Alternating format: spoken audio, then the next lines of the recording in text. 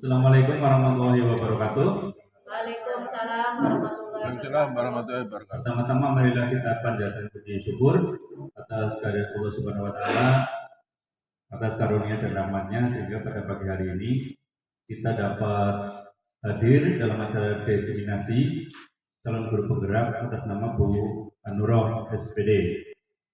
Pada yang terhormat Bapak Kepala SMA Negeri 2 Songgom yang dalam hal ini diwakili oleh Bapak Kurikulum Bapak Muhammad Nurohodin. Yang terhormat Bapak Ibu semuanya yang hadir, nanti monggo untuk bisa mengikuti acara ini sampai selesai dan apa yang disampaikan oleh Bu Anuroh semoga bermanfaat bagi kita semuanya. Baiklah Bapak Ibu semuanya, untuk acara yang pertama pembukaan nanti dilanjutkan dengan pemaparan oleh Bapak Kurikulum Bapak Muhammad Nurohodin, dan yang ketiga diseminasi dari Bu Anuroh, dan yang terakhir penutup. Baiklah Bapak Ibu semuanya, mari kita buka acara dengan membaca basmalah bersama. Bismillahirrahmanirrahim. Mudah-mudahan berjalan dengan lancar. Untuk selanjutnya kepada beliau Bapak Muhammad Nurohodin dipersilakan. Assalamualaikum warahmatullahi wabarakatuh. Waalaikumsalam warahmatullahi wabarakatuh. Bismillahirrahmanirrahim. Alhamdulillah. Yang terhormat Kepala SMA Negeri 2 Songgom, yang saya hormati Bapak dan Ibu Guru dan karyawan SMA Negeri 2 Songgom. Alhamdulillah bersyukur kehadirat Allah Subhanahu wa taala. Hari ini kita bisa berkumpul bersama dalam rangka koordinasi dan tambahan dari calon guru penggerak diseminasi aksi nyata. Bapak Ibu yang saya hormati, langsung saja, ini karena banyak agenda lain. Yang pertama, ini wali kelas saya harapkan kumpul semua hari ini, terutama kelas 10 dan kelas cukup. Kalau cukup, itu saja, nanti dilanjut dari diseminasi aksi nyata modul 14 dari Bu Anuroh, budaya positif, yang termasuk nyambung juga sama P5 Bu Anuroh. Jadi nanti tetap terlibat. Itu nanti videonya bisa dimanfaatkan untuk itu aksi nyata di modul berikutnya. Itu saja dari saya, kurang lebihnya mohon maaf. Assalamualaikum warahmatullahi wabarakatuh. Untuk kegiatan Bu Anuroh tentang diseminasi implementasi budaya positif sekolah melalui keyakinan kelas, kepada Bu Anuroh dipersilakan Bu.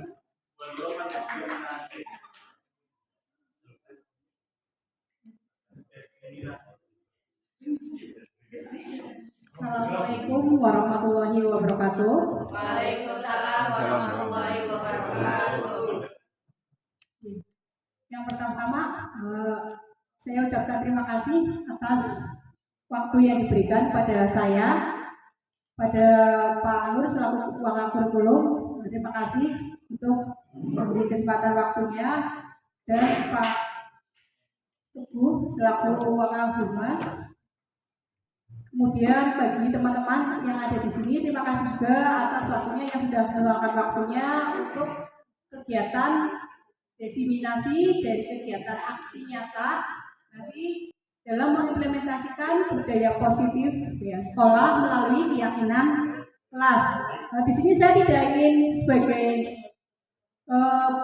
narasumber atau sebagai pemberi ceramah atau materi ya, cuma di sini kita sebagai sharing bersama ya dalam penerapan budaya positif. Nah, tentunya kan kita dalam sekolah ya pasti ada atau bahkan sudah melakukannya. Nah, jadi kita hanya sebagai sharing informasi aja mengenai budaya-budaya positif yang bisa kita lakukan, terutama di lingkungan sekolah. Itu nih Bapak Ibu. Jadi santai saja, nah, boleh sambil makan, sambil minum, ya, sambil mendengar.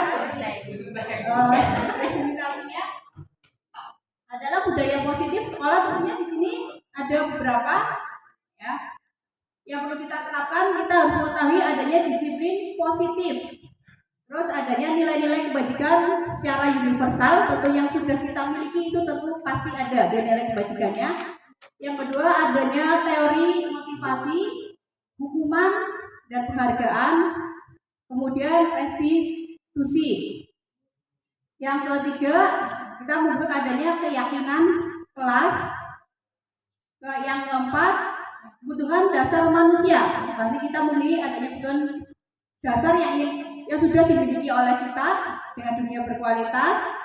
Kemudian ada restitusi. Kita sebagai guru memiliki 5 posisi kontrol. Yang keenam restitusi, ketiga restitusi. Nah, kemudian sebelum kita mulai selanjutnya, sini jangan ya pernyataan pertanyaan pematik aja. Coba kita lihat bersama nih Bapak Ibu di situ. Kita menjawab bersama saja setuju atau tidak setuju yang sudah kita terapkan di sini. Itu hukuman ya dapat mendisiplinkan anak. Gimana Bapak Ibu? Ya, coba dari pertanyaan di sini setuju atau tidak setuju ini hukuman dapat mendisiplinkan anak? Tidak setuju. Ada yang setuju? Setuju. Yang kedua, di sini pemberian hukuman dengan hal positif seperti membaca, membersihkan halaman sekolah dapat meningkatkan disiplin anak. Yang ketiga, memberi penghargaan itu dapat meningkatkan motivasi belajar anak. Ya, setuju? Setuju. Jadi yang setuju atau tidak setujunya itu merupakan hal yang perlu kita terapkan. Mana yang hukuman dapat mendisiplinkan anak, ya kita nanti akan mengetahui bahwa apa yang hukuman dapat mendisiplinkan anak. Nah, kita harus mengenal adanya nanti ini dalam disiplin positif. Nah, di sini nanti yang pertama nanti setuju tidak setujunya itu terkait dari nanti kesepakatan dari Bapak Ibu dengan peserta didik nantinya, ya. Yang pertama dari disiplin positif dan nilai kebajikan universal. Nah, ini saya ingin mempraktekkan sedikit. Coba dari biasanya Pak Angga, ya. Coba baca ini posisi Pak Angga dan Bu Rita. Ya. Coba sini ada ya. Di situ ya. Rinciannya. Coba ada A dan B, Angga dan teman ini biasa dia dipraktekkan laki-laki dan perempuan lebih enak ya, lebih asik. Lebih asik ya. Di situ Pak Angga sebagai A ya. Sini sobat kelas cari kertas itu pernah ada kertas ya. Ada benda sesuatu yang berharga yang Anda pegang. Di situ yang dipegang digenggam tentunya dengan erat dengan segala hal adalah dalam kepalan tangannya. Teman Anda B akan mencoba sekuat tenaga dengan berbagai cara untuk meminta Anda memberikan benda tersebut. Dia bisa membujuk, mengancam, mengerayu, ya, atau agar bisa membuka kepalan tangannya. Paham ini Bapak Ibu? Coba. Berarti yang memegang tangan itu Bu Anita, Bu Nita.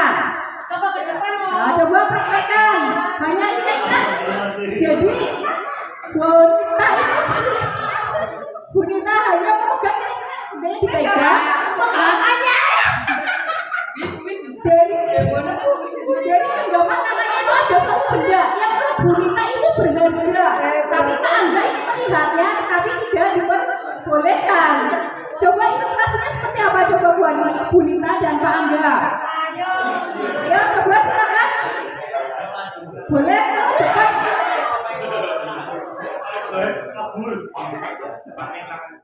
Ya, sama hanya sedikit ilustrasi buat gambaran aja.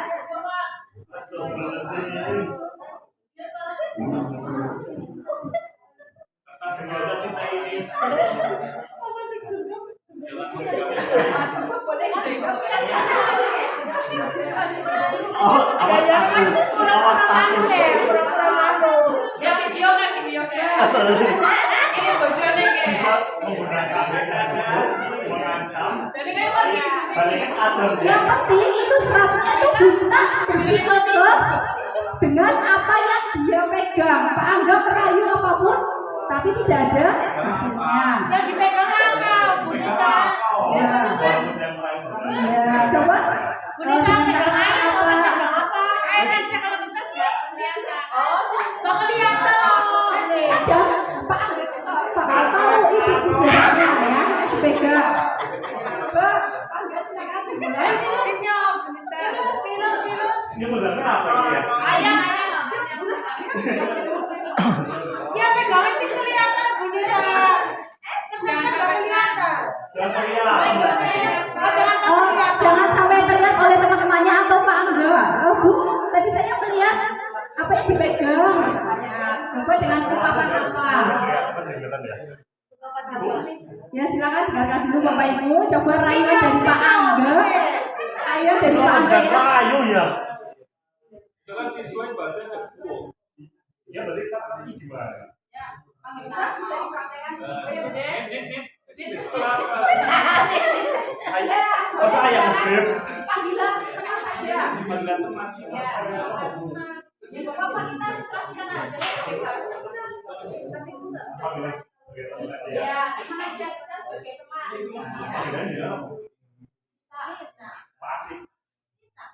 Nita, dalam genggamanmu apakah itu? Apakah saya bisa melihatnya?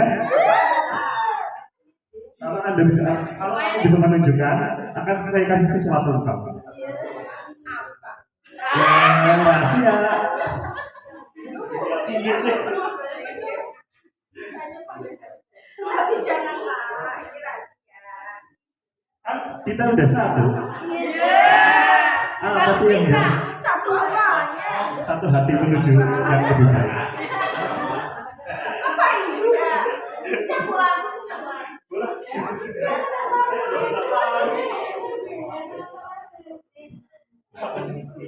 Terima kasih Bu Nita dan Pak Angga yang sudah mempraktekannya.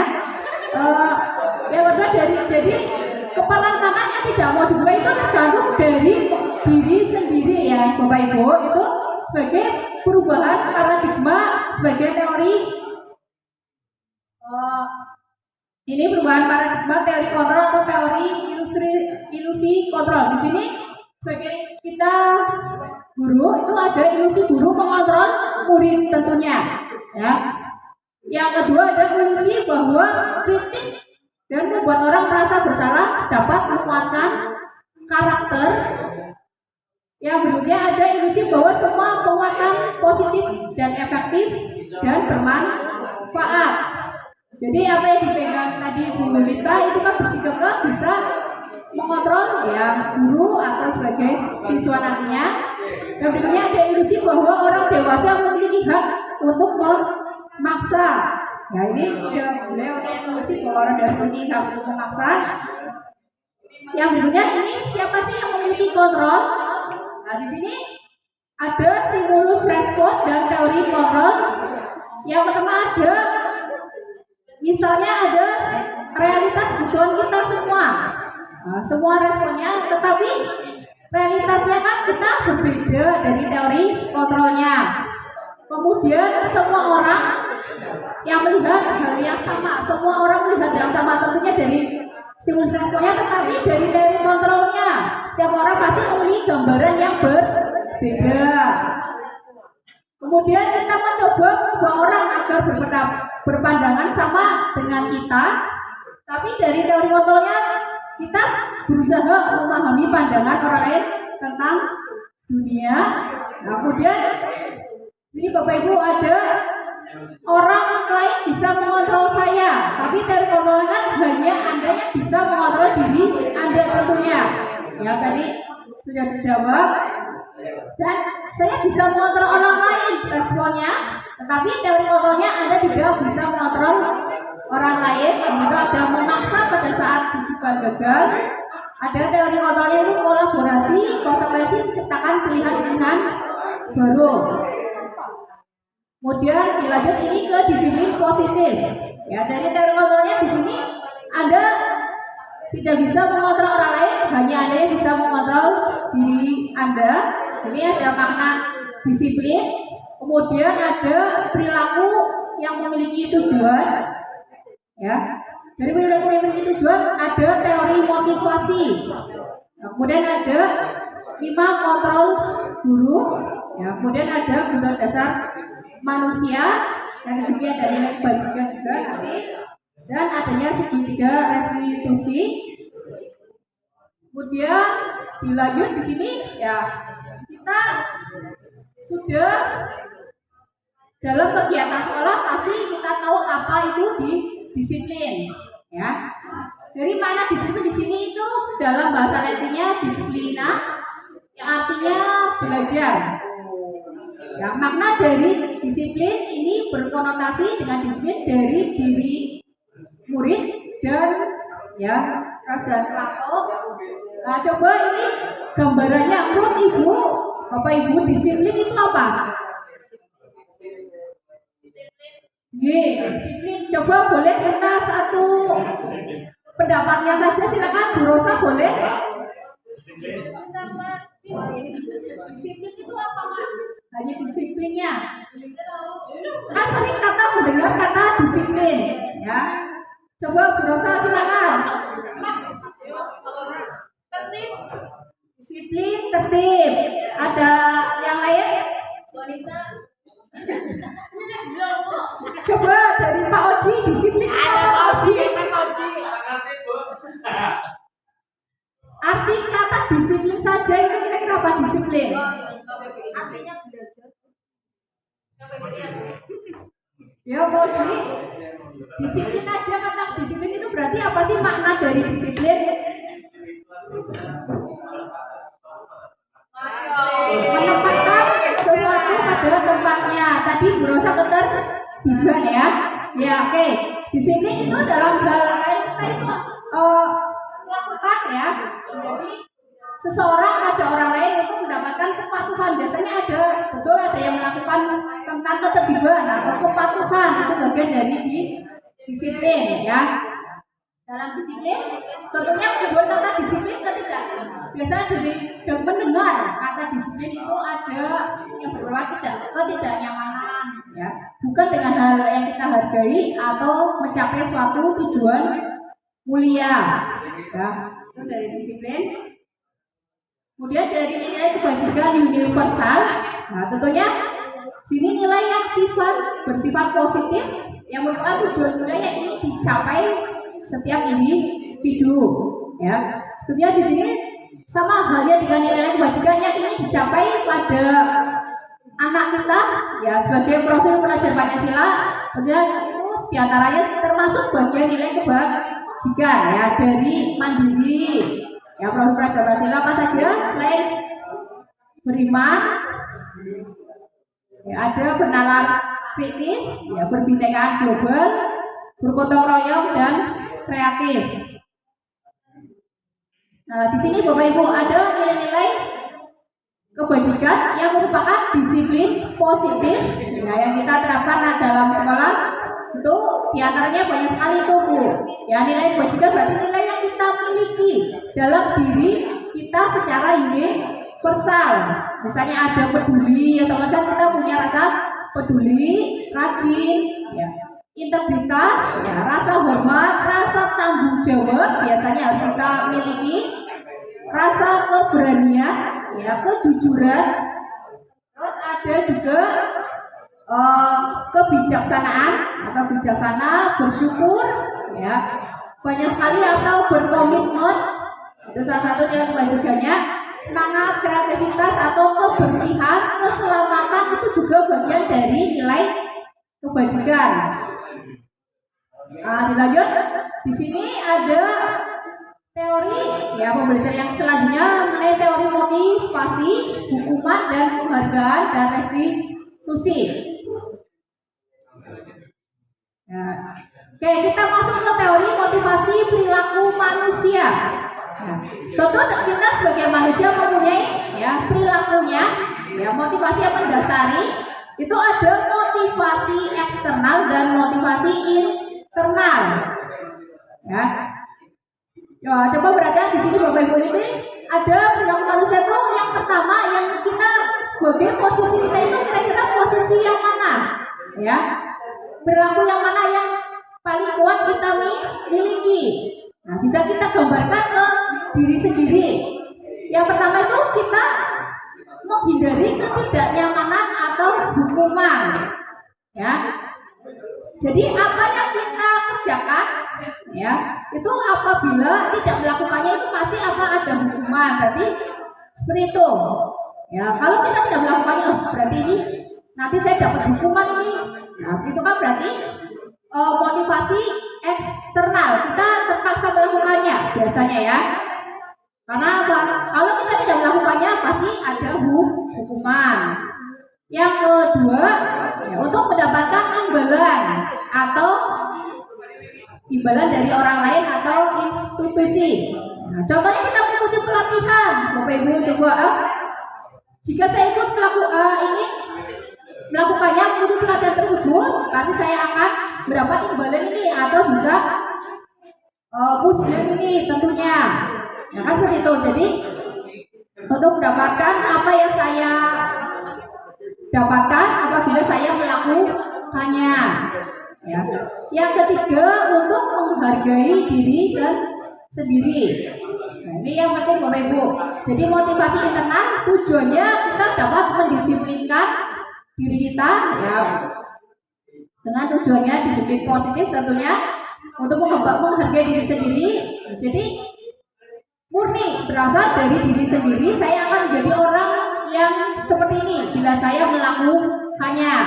Saya ingin mengikuti pelatihan webinar pasti untuk diri sendiri biar menjadi berkembang atau berinovasi gitu. Kemudian dilanjut di sini ya, merdeka.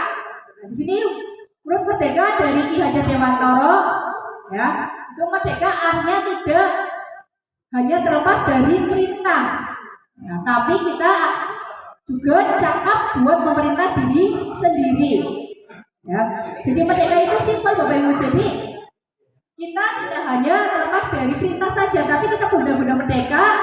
Yang namanya merdeka itu kita bisa membuat, ya, diri kita menjadi yang lebih baik. Jadi tidak ada perintah. Nah, yang berikutnya di sini ya ada hukum, ya, dihukum oleh penghargaan. Ini salah satunya yang kita miliki, yang kita terapkan, ya. Mungkin ada hal yang kurang baik. Ya, di sini bahwa penghargaan berlaku sama dengan hukuman. Dalam artinya ia meminta atau membujuk seseorang melakukan sesuatu untuk memenuhi tujuan tertentu dari orang yang meminta atau membujuk. Nah, ini dorongan eksternal dan akan ada faktor ketergantungan. Kalau kita membujuk orang itu ada pengaruhnya, ada dampaknya. Ini beberapa dampak dari pemberian penghargaan. Ya, kita memberikan penghargaan pada seseorang atau ada kepada siswa. Nah, itu tentunya nanti ada juga dampaknya. Yang pertama ini bisa dampak pengaruh jangka pendek dan jangka panjang. Yang kedua, penghargaan itu sebagai menghukum. Yang berikutnya ada penghargaan mengurangi ketepatan. Contohnya apa Ibu? Ini penghargaan mengurangi ketepatan. Kita mengerjakan soal secara waktu durasinya 2 jam, ya, 2 jam. Ternyata selesainya 1 jam. Otomatis apa yang kita hasilkan biasanya kurang tepat. Mengurangi ketepatan dalam yang menjawab soal yang diberikan dengan deadline-nya. Ya, penghargaan tidak efektif. Misalnya apa penghargaan tidak efektif dari yang kita terapkan, misalnya mengurangi hasil kita. Ya, misalnya ternyata 1 jam selesai, ternyata hasilnya kurang maksimal. Ya, itu yang kurang efektif.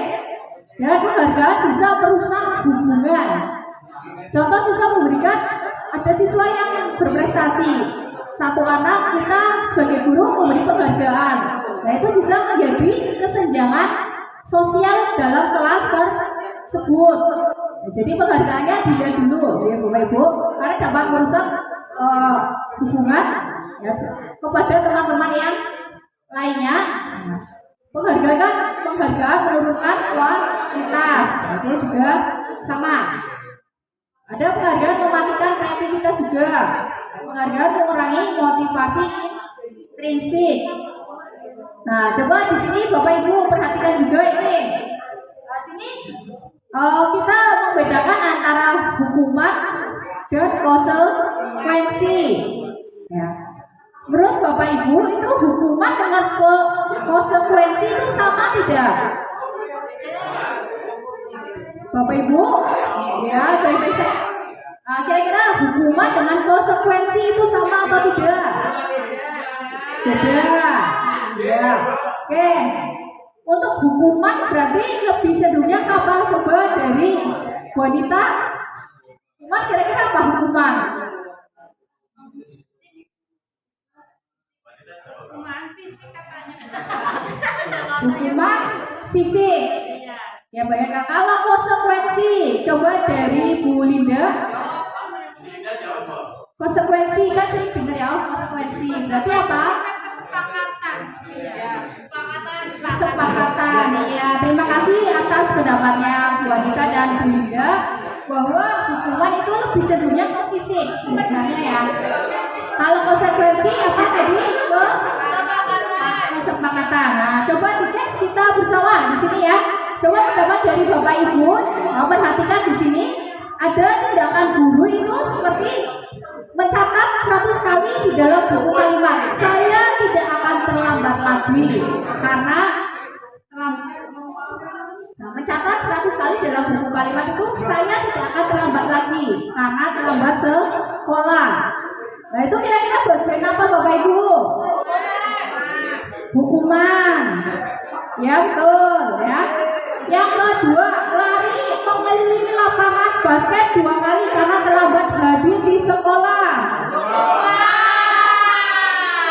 Hukuman, oke. Terus ada kasus tindakan yang ketiga, murid diminta untuk push up 15 kali karena tidak menggunakan masker ke sekolah. Yang berikutnya, menggantikan kertas tugas temannya yang telah dicoret-coret. Konsekuensi. Ya lanjut, membersihkan tumpahan air di meja tulis karena tersenggol pada saat belajar. Konsekuensi. Murid disuruh mengenakan sepatu harian di sekolah karena tidak mengenakan sepatu hitam. Kira-kira apa ini? Coba, murid disuruh untuk mengenakan sepatu seharusnya tidak mengenakan sepatu dari sekolah karena tidak mengenakan sepatu hitam. Berarti apa? Konsekuensi. Yo, nah, termasuk itu bagian dari hukuman karena kan di situ murid itu tidak boleh yang aturannya tidak bersepatu hitam berarti dia mengenakan harus melepas sepatu sehari di sekolah, itu berarti kan hukuman. Yang terakhir ini Bapak Ibu, lari keliling lapangan basket 2 kali karena terlambat 10 menit untuk pelajaran PJOK. Apa? Ya termasuk bagian apa ini? Keliling lapangan karena terlambat 10 menit tapi dalam apel pelajaran PJOK, berarti termasuk bagian konsekuensi karena mungkin sudah ada kesepakatan ya. Nah ini Bapak Ibu, jadi hukuman tadi sudah ya kita jawab bersama. Nah yang berikutnya ini perbedaan hukuman dan konsekuensi. Nah ini yang kita sering lakukan ya Bapak Ibu, mohon diperhatikan ini. Jadi kita tahu apa hukuman itu dan konsekuensinya ya. Hukuman itu sebagai biasanya kita melihatnya sebagai suatu secara fisik ya. Jadi di situ makanya itu sesuatu yang menyakitkan dan harus terjadi, menyakitkan ya. Tapi kalau konsekuensi ya memang sesuatu harus terjadi karena sudah ada kesepakatan. Ya terus di situ hukuman jelas membuat anak sakit. Tadi untuk jangka lamanya. Nah, dihukum terus nanti jangan-jangan anak itu pasti tidak akan mau berangkat sekolah ya kalau mendapat hukuman terus.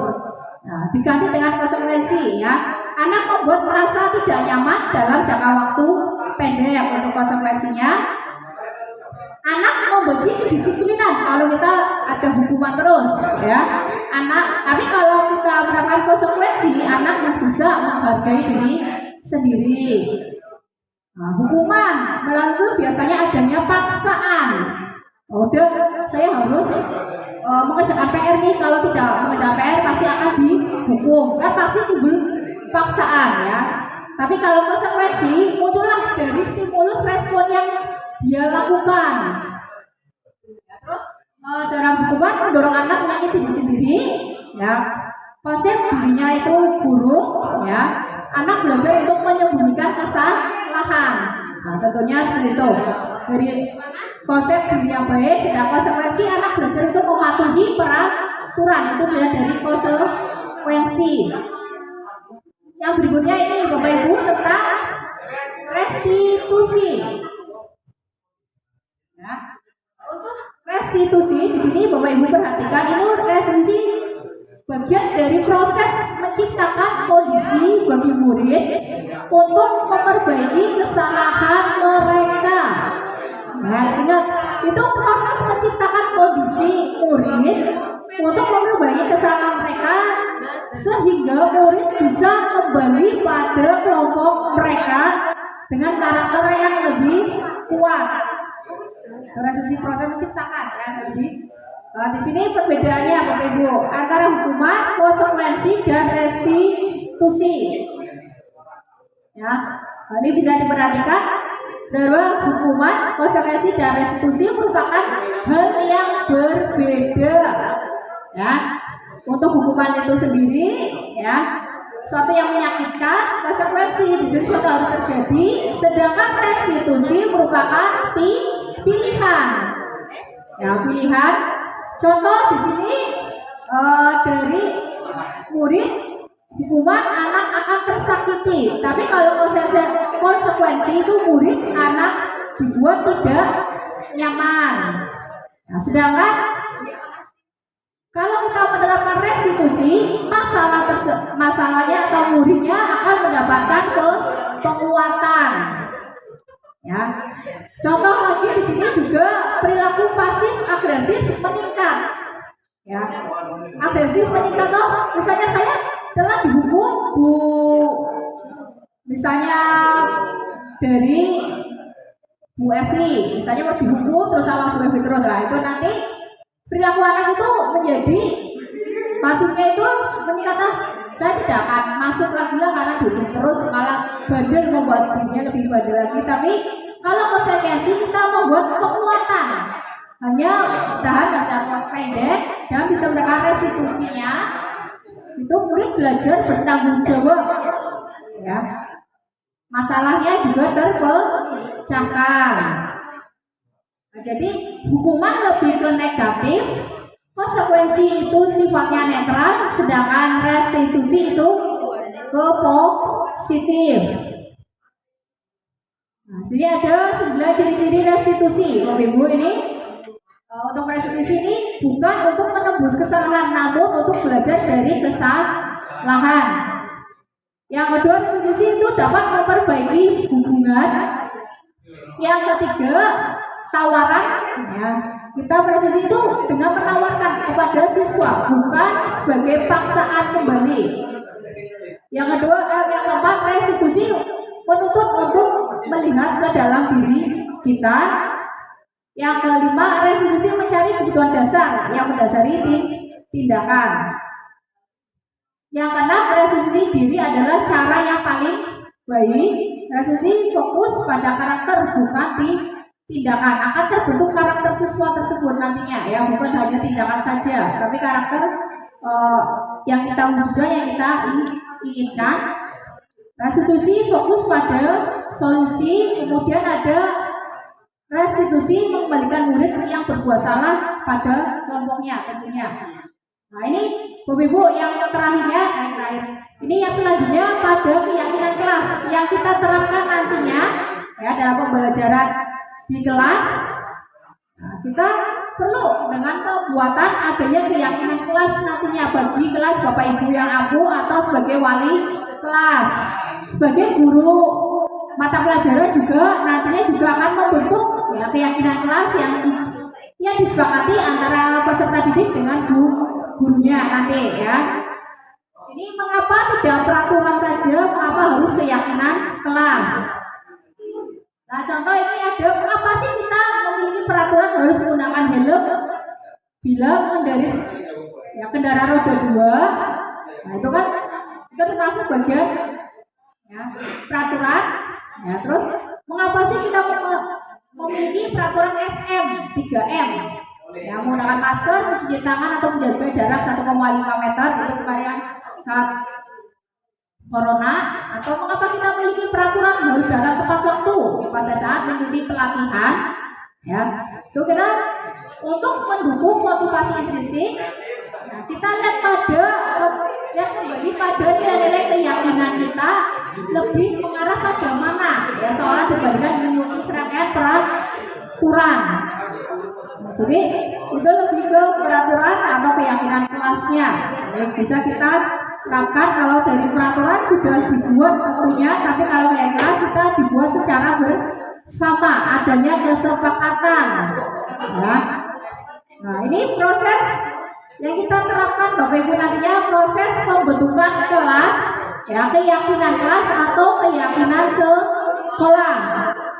Jadi bisa kita terapkan nantinya, ada yang sudah mempraktekannya Bapak Ibu di kelas,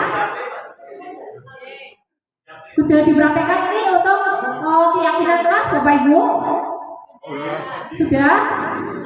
Ya, kalau sudah itu nantinya itu harus ada bentuknya Bu, tidak hanya secara omongan saja, tidak hanya secara diskusi saja, tapi memang harus ada bentuk secara fisik dalam keyakinan kelasnya. Ya, secara fisik jadi diskusi antara peserta didik ya dengan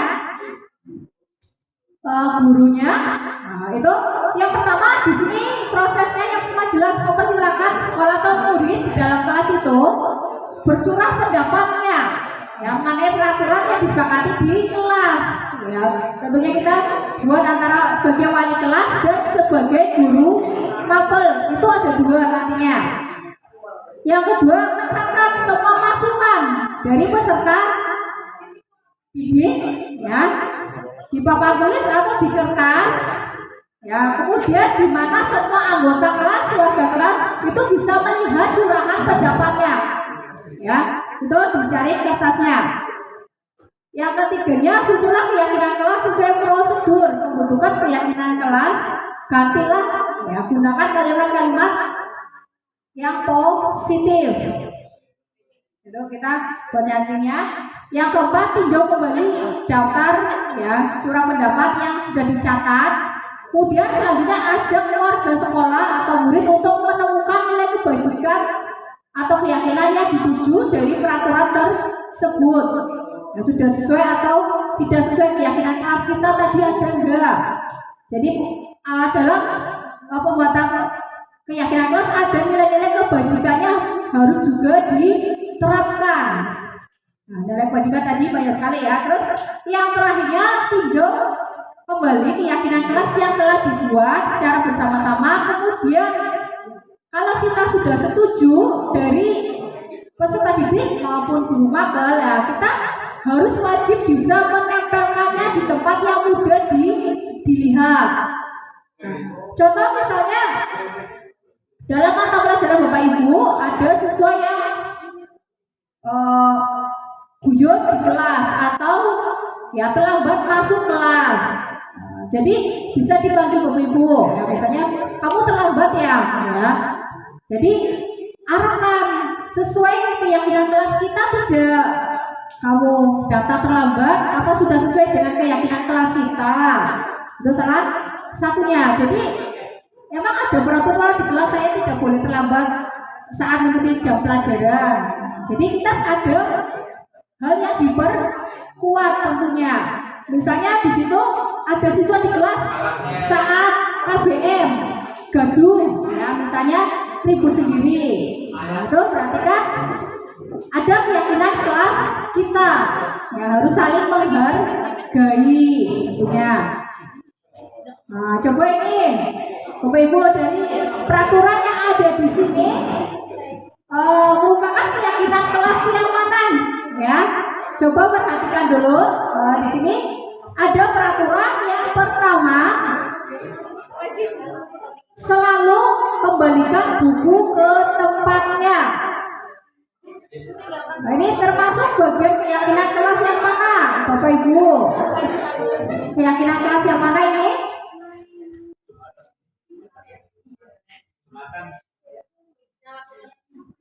Monggo yang bapak-bapak boleh ikut jumatan, ya.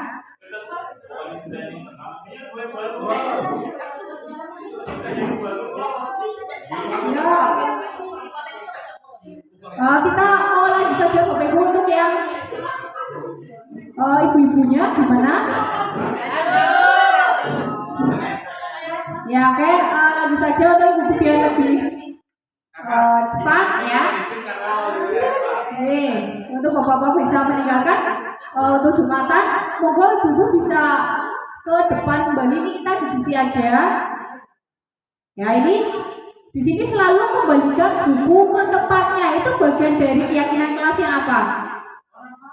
Kira-kira nilai keyakinan yang apa?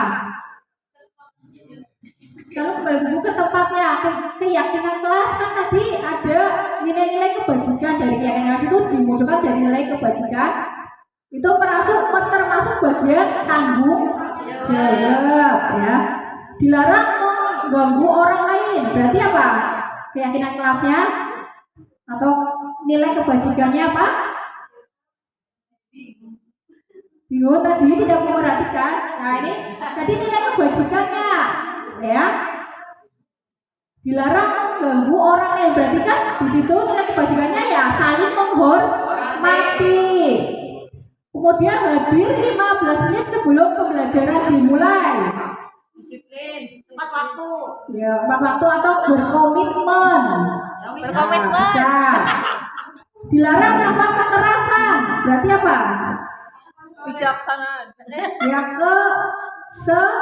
Kesepakatan. keselamatan. Ya, kan dilarang melakukan kekerasan ya. Dilarang menggunakan narkoba itu bagian apa? Nilai apa? Apa? Dilarang menggunakan narkoba. Ya, kepatuhan atau bisa kesehatan, bisa dua ya. Bergantian atau menunggu giliran. Sabar ya. Sabar dan bisa menghargai orang lain. Ya. Sabar. Gunakan masker. Tujuannya apa? Kebajikannya menggunakan masker. Kesepakatan. Kesehatan. Ya. Kemudian jangan berlari di kelas atau koridor. Kesepakatan. Jangan berlari. Keselamatan ya, bukan bahasa itu bahasa lari. Keselamatan ya. Ya. Ya. Yang berikutnya di sini Bapak Ibu ada dasar manusia dan dunia berkualitas. Dalam kebutuhan dasar manusia ini tentunya yang kita miliki Bapak Ibu ini ya pasti kebutuhan dasar kita ingin bertahan hidup. Ada yang sudah tidak ingin bertahan hidup? Tidak. Kebutuhan dasar kita ingin bertahan hidup. Dengan apa? Pasti kita bisa adanya kasih sayang dan rasa diterima. Itu kebutuhan dasar kita. Pengen disayangi, pengen dicintai, pengen dimanja. Ya, satunya ya. Kesenangan kedua ya, apa pasti kita membutuhkan kesenangan. Apa ya kita sebut dulu ya, pasti kebutuhan dasar kita sebagai manusia adanya penguasaan berikutnya dan ada kebebasan. Yang kelima, kita pengen membutuhkan jelas sebagai manusia ini adanya kebebasan, tidak dipaksakan, terus kita bebas ya, bisa berkreasi. Yang berikutnya lanjut ini tentang 5 posisi kontrol. Ya, 5 posisi kontrol ini yang kita wajib ada, yang kita harus tahu posisi kita sebagai guru kira-kira lebih kesesuaiannya yang apa ya. Ada 5 posisi kontrol Bapak Ibu. Kita amati dulu ya. dari videonya. Ya, di sini suaranya bisa kelihatan.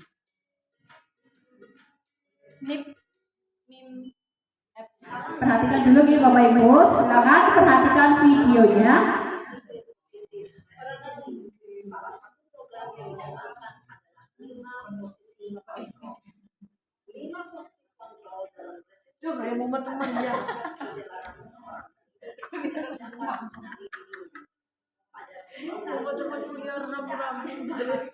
Kayak orang-orang minat itu.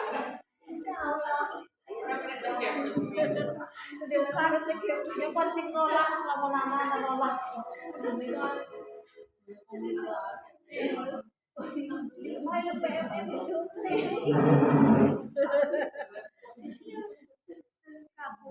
Ada posisi sebagai penghukum kita. Nah, tetap karton tadi ya. Ya, posisi membuat rasa bersalah, posisi teman, dan ada posisi pemantau, kemudian ada posisi manajer.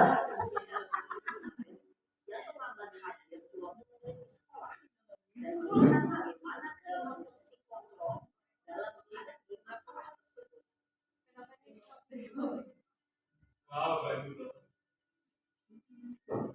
Nah, ini kita sebagai posisi penghukum, kira-kira kita lebih cenderung kemana ya, biar kita ada perubahan nantinya. Ya, seneng ini bunda kayak apa sih? Ibu manggil.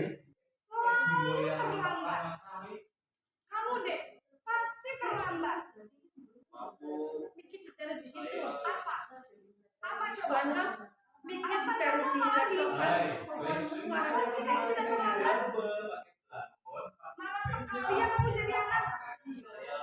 Dasar pemalasnya. Gak kapok-kapok sih kamu.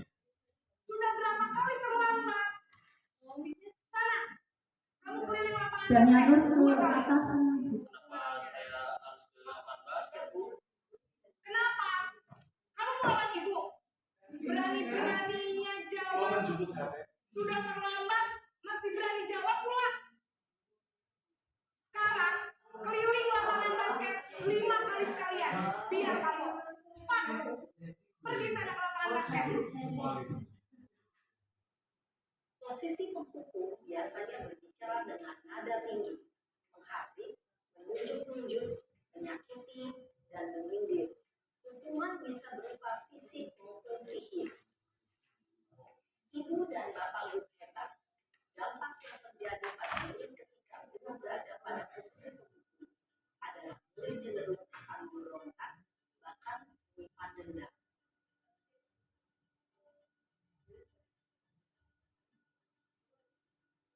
Ya,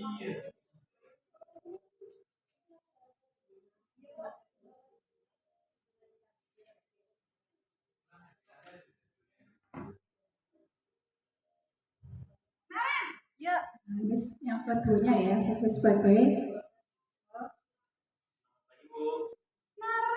Naren. Kamu kenapa terlambat lagi, nak? Ya Tuhan, Naren. Kamu senang ya bikin ibu susah ya?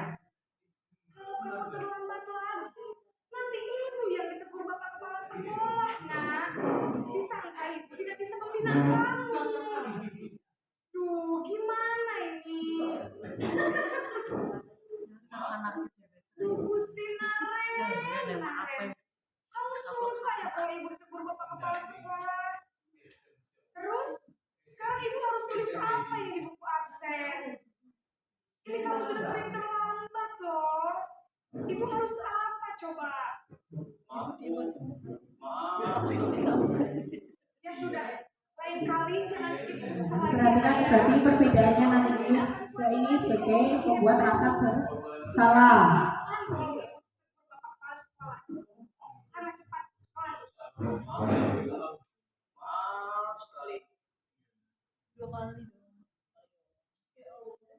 Posisi membuat rasa bersalah berbicara dengan nada lemah, cenderung lembut. Namun kata-kata yang diutarakan membuat murid merasa menjadi orang yang gagal, memandang buruk dirinya sendiri, merasa tidak berharga, dan tidak sanggup membahagiakan orang lain. Ketika guru mengambil posisi membuat rasa bersalah, murid akan menganggap dirinya yang bersalah, dan ia akan menyimpan emosi negatif tersebut di dalam dirinya. Yang ketiga ini sebagai teman dengan nada yang berbeda. Ya.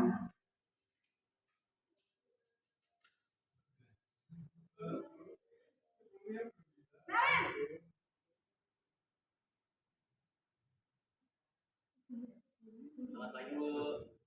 Wah, sudah jam berapa ini, Nak? Selamat pagi ya, sayang. Iya, Bu. Bunita, saya kita kan di sini posisinya sebagai teman ya, jadi biar lebih terkesan akrab Bapak Ibu. Bukannya anak yang kejam. Kok terlambat sih? Iya, Bu. Saya memang terlambat bangun tadi. Jadi, biarpun saya lari kencang, tetap gak kejar, Bu. Sudah sangat nilai sekali larinya banyak lagi ya, biar gak terlambat lagi. Bikin senang ibu demi ibu. Bisa kan? Bisa lah, Bu. Ya sudah, sana masuk kelas. Ibu beresin urusan absen kamu. Kamu ini ada-ada saja. Dalam posisi teman, guru berbicara dengan nada suara ramah, akrab, cenderung bersenda gurau untuk menjaga suasana tetap santai. Murid akan merasa senang, aman, dan akan menunggu identitas adalah sukses atau berhasil. Teori. Namun, ingat, kata itu sebagai eksternal, maka ada faktor ketergantungan dari murid kepada orang tertentu.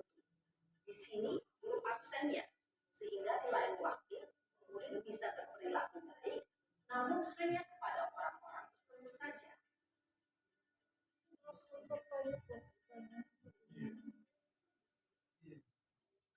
Siswa, kono kan dibuka karo pendamping. Ora dibuka apa?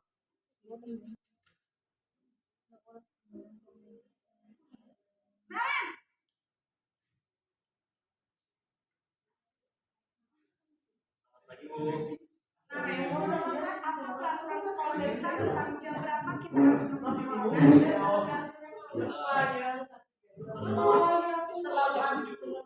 Iya betul. Sekarang sudah jam 6. Kalian sudah tahu konsekuensinya jika terlambat hadir. Paham, Bu. Saya harus tinggal kelas pas jam istirahat selama 20 menit. Iya benar. Konsekuensinya demikian. Jadi nanti jam 9.30 pas istirahat kamu harus tinggal di kelas. Jangan kebetulan. Ya. Baik, Bu. Posisi pemantau mengandalkan penghitungan atau data untuk mengontrol guru mengarahkan murid berdasarkan rangkaian dan konsekuensi. Seorang pemantau menunjukkan bahasa tubuh dan ekspresi wajah yang datar dan cara formal.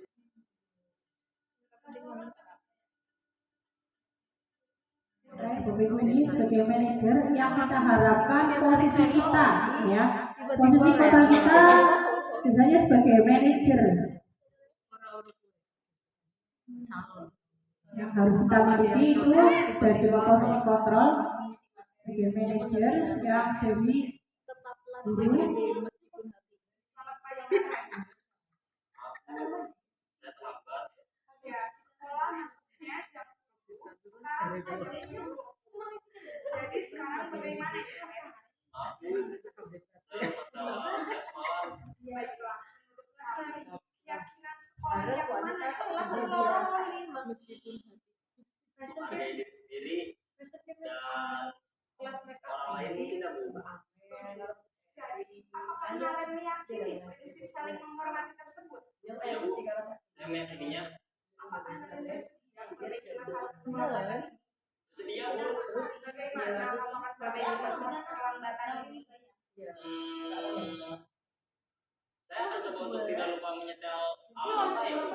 Baik, kalau kalian lupa menyetel alarm di rumah, ada orang yang kira-kira bisa bantu mengingatkan tidak? Ada bu, kakak saya. KMA. Ada lagi selain KM. Selain KMA, ada ibu saya.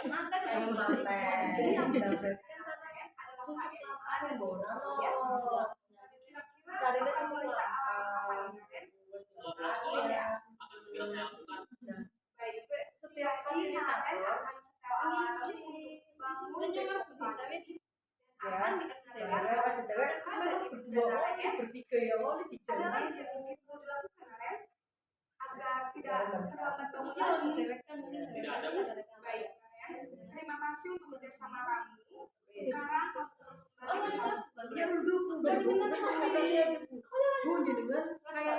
Posisi dari jalan itu posisi kontrol yang disarankan.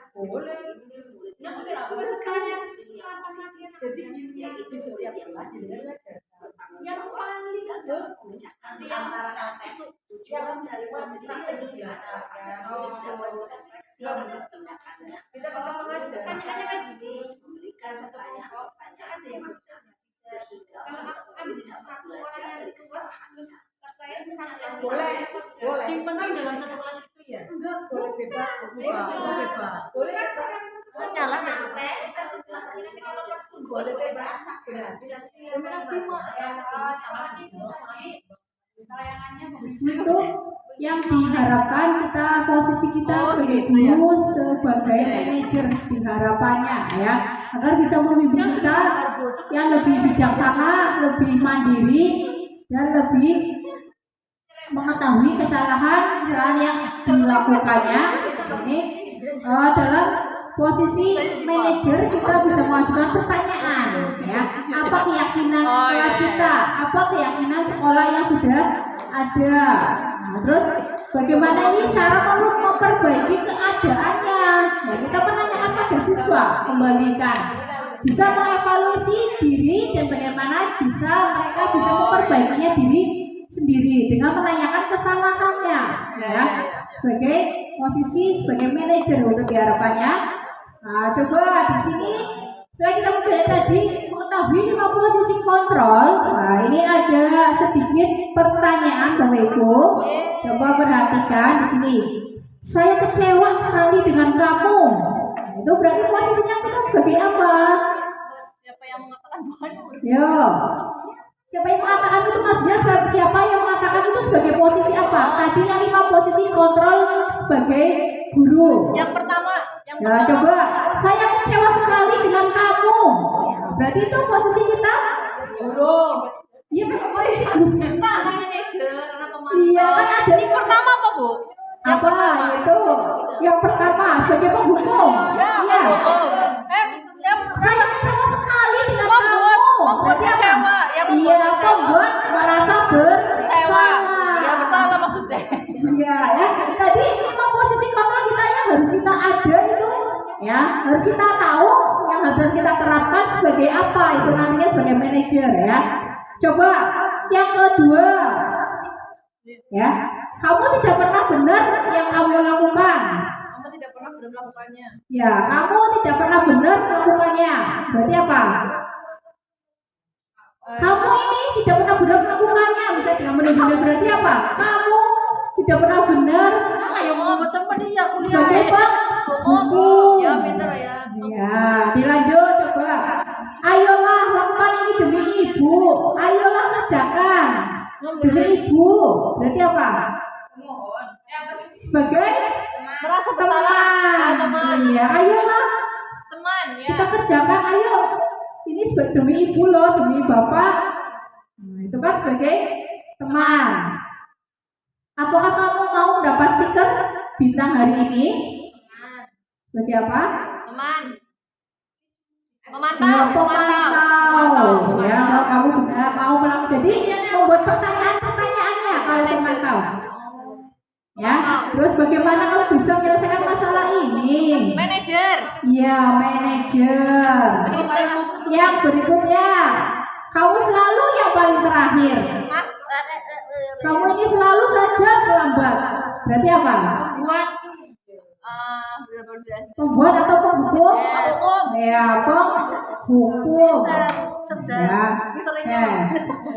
Nah, kemudian nanti ya ini kita ke segitiga restitusi ya, yang perlu kita terapkan ya dalam pembelajaran tentunya setelah membuat adanya keyakinan kelas tadi Bapak Ibu.